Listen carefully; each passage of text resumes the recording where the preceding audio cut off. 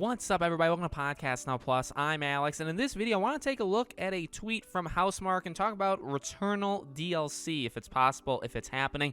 This came, I believe, yesterday. I guess depends on when you're watching the video, but on November 26th, on the Friday at almost 6:30 in the morning, Housemarque tweeted out a tweet that said Atropos, ? And then hashtag Returnal. And they had this image. Now, I looked at Push Square. Push Square is the one who published, the article talking about this. Tried to read through the comments as well. Nobody seems to be able to match the picture, and that's important, and that's actually a good thing, right? Because the idea is they're showing a picture, and they're kind of wording it, or they're asking the question like, this isn't that place. Now, Atropos, remember, is basically, that's the world, that's the setting of Returnal. Okay, so pretty much, and this is something that I believe even I had talked about or pitched back when the game came out. There is a lot of potential, and it makes a lot of sense to have DLC for Returnal. I guess outside of is it maybe the most popular game in the world, so it doesn't need DLC, but the game itself, like how it's with the biomes basically being their own individual levels, right? Can we kind of, there obviously is a lot of tracking through,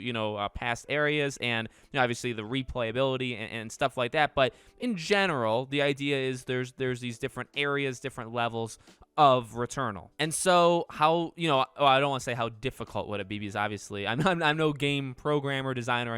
I know it is difficult, way more difficult than I could ever imagine, but I feel like because of how the game is set up, to introduce a new area, to introduce a new final boss, to introduce new enemy types, to introduce maybe a couple extra weapons or, things just in general, right? I think makes a lot of sense. I think, and again, I feel like it's also something that you could do relatively quickly. Now, they have been pretty busy. It seems like they're working on their next game, after Returnal. They also just did that patch a few, weeks ago, maybe a month or so ago at this point, that allows for, in a way, like the quick saves, right? Which people, I think, definitely appreciated, right? To be able to save mid-cycle. So, they have been busy and they have been doing other things. I would not put it past them at all that, maybe most of the team is working on their next game, maybe a Returnal 2, or maybe just a brand new game. And then there is a smaller team still there that's working on, again, like another area, or maybe there was like a rejected area at the time of developing Returnal, and you could and maybe you could bring that back to life. I mean, there's been examples of things like that in gaming happening. So I would sign up for this easily, I guess. Well, let me say this: it depends on the price. Obviously Returnal is quite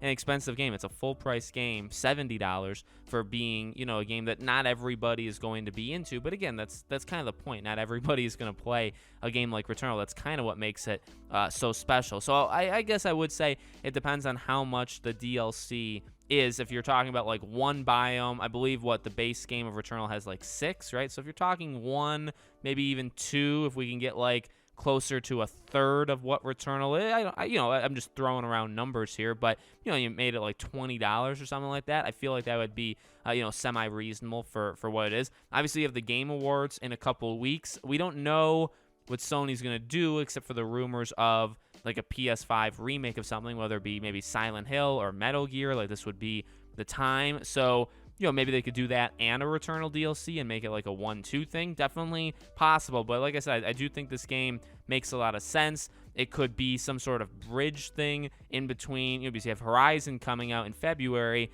Gran Turismo beginning of March, and then you really don't know anything. I mean, God of War somewhere, but you really don't know anything else. So if you had like a Returnal, maybe like a Game of the Year edition, along with DLC or a director's cut, right, whatever you wanted to call it, and you have that come out March, April, somewhere in that range, so closer to maybe a year after Returnal came out, I think that would make a lot of sense, and I think that would help Sony. So we'll have to see, and we could just be reading into it way too much. It could just be some sort of like behind the scenes documentary or something odd that's not even remotely close to DLC, but it also could be DLC. So we'll just have to wait. Let me know what you guys think. Make sure you guys are subscribed to the channel. Hit the bell icon so you guys know when all of these videos go up. I do a brand new video on the channel every single day, and so I hope to see you guys for tomorrow's video.